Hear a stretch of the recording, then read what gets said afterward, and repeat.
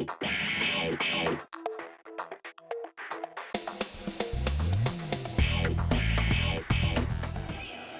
運會喺廣東、香港同澳門舉行，香港派出歷嚟規模最大嘅代表團參加，包括超過600名運動員同大約270名隨隊工作同醫護人員出戰28個競賽項目，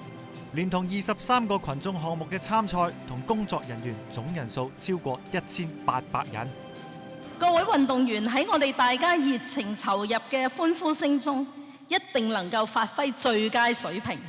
同全國各省市嘅精英同場較量，為榮譽、為夢想全力拼搏。運動員主場出擊，目標明確，務求為港隊攞到突破性佳績。香港累計參加7屆全運會，歷屆獎牌總數47面，包括11面金牌。單車喺各個項目之中，